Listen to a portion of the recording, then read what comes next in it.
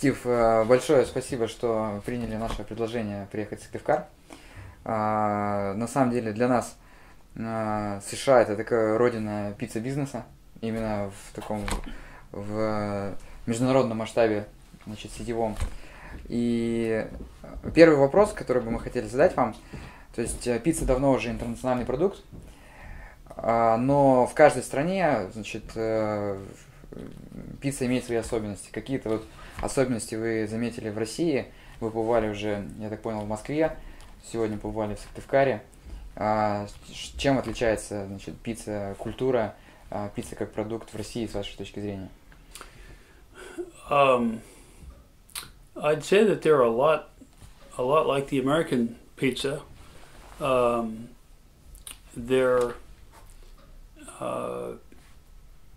It just seems like what I see is it looks like a flashback to 20 or 30 years ago, when the pizza market in the U.S. was something that people were excited about because it was something new and it was a frontier. And it's gotten very competitive since then. And I would say that it's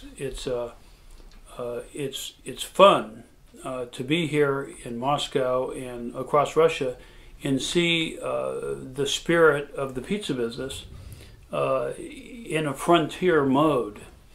And it's very exciting. I want to keep track of what you're doing here. Even more so than some other countries, the Russians seem to really be very entrepreneurial right now, and pizza seems to be something that they're excited about. And I've got to tell you that when I first saw the videos online that Vladimir sent me, I didn't know anything about Dodo Pizza. And I looked at your videos and I started noticing things on the walls, and I thought, yeah, that's good. They're making sure that they've got a good management system here. And then I saw the employees and I heard people talking about Dodo Pizza, and I thought, this company has some excitement. And I thought, who's behind this? There must be some kind of a cheerleader or some kind of a personality behind this business that's getting people to be so excited about it. And so I hope when I get to interview you in a few minutes that I'll be able to find out what magic you guys have brought to your company. Стив, я веду блог в интернете, который читает огромное количество предпринимателей, занимающихся пицца-бизнесом. И, собственно, это интервью появится на этом блоге. И вот мне и читателям блога интересно узнать следующее. Вы издатель ведущего журнала пицца-бизнесе в США, и наверняка можете нам рассказать о каких-то трендах в пицца-бизнесе, которые будут развиваться в этом году или в ближайшие годы. Вот. Расскажите, пожалуйста, о трендах пицца-бизнеса, которые вы видите, куда будет развиваться этот бизнес. Well, I think the U.S. is a great laboratory for you to be able to go into and pick and choose what segment of the pizza industry that would work best in your market. There's room for every kind of concept. If you look at the pizza industry in the U.S., you'll see that it started off with Shakey's Pizza. They were the first franchise.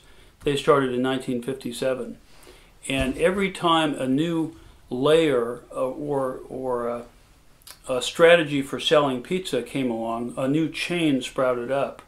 For example, Domino's introduced delivery, and so the people that came out with delivery were rewarded by having a successful chain. And then Little Caesars came along with the idea of 2 pizzas for 1. Thus, Little Caesars was born. Then you had people that wanted to sell entertainment with pizza, and so you had Chuck E. Cheese. And then you had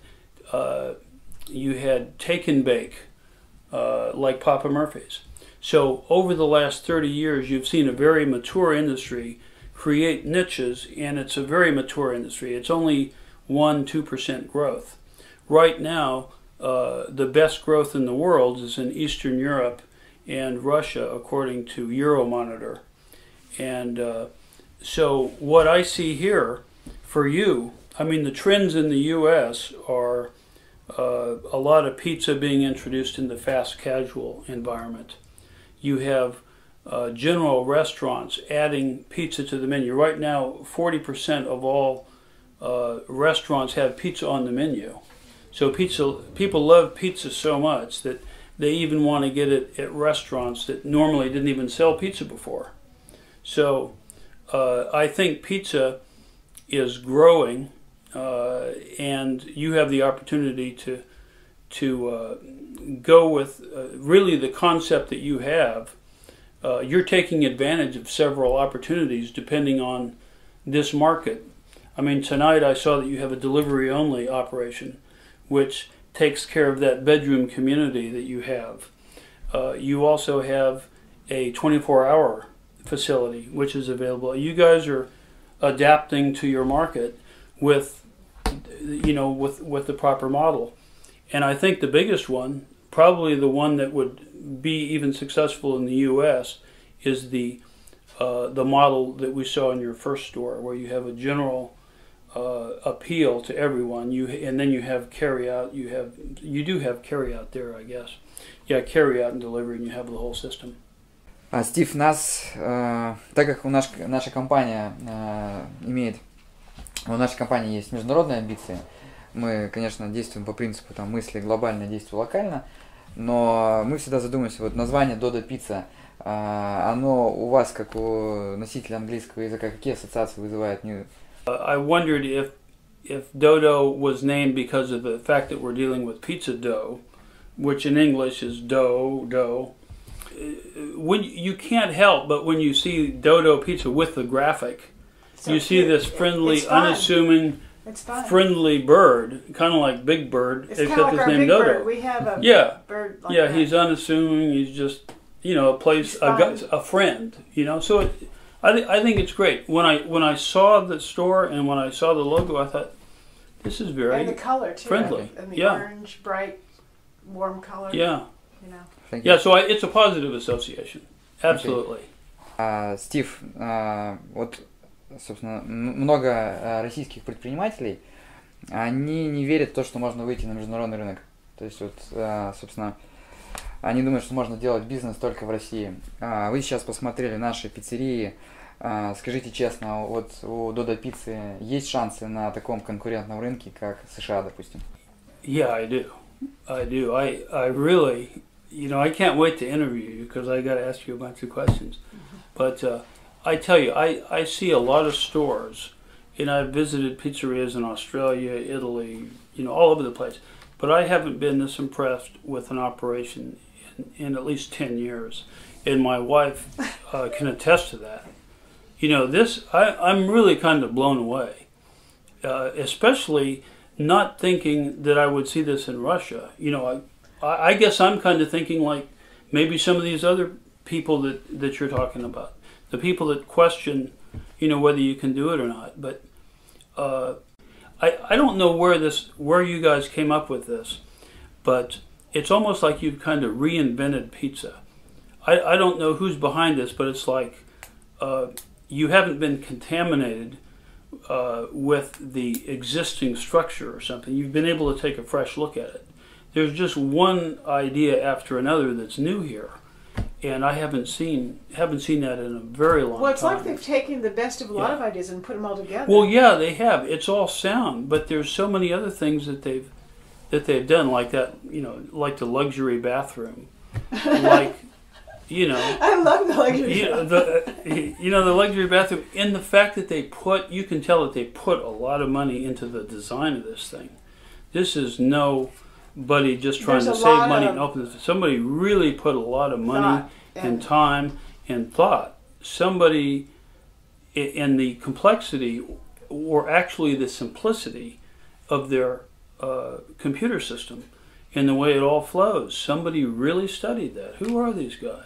They're pretty smart. I don't know. These guys are from Silicon Valley. Yeah, I mean, like this is kind of amazing. So anyway, I don't want to be overly, I don't want to sound like I'm insincere, but I'm very impressed, and I think you guys, good business can succeed anywhere, and so, do I think you guys could be successful in other places? I think the challenge of franchisees is to find people that buy into your culture, and it sounds like that's what you're doing. It sounds like, you've got a plan, you've got a system, and I think your timing is perfect, because the last time the pizza industry really changed is when everybody had a telephone. When people had a telephone, they were able to order pizza, and all of a sudden more pizza was consumed.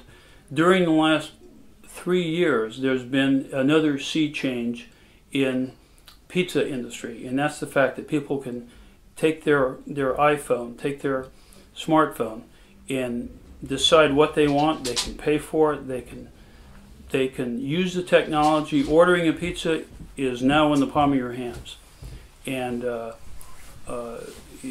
lot of the POS systems, a lot of the people that are already in this business have been trying to fix and catch up with a lot of dinosaur systems that they've had, and they're trying to catch up with this mobile change. It looks like you guys came in and just started from the ground up right as the technology was giving birth to this new potential for pizza. So I think it's an exciting time. I look forward to seeing what you guys do.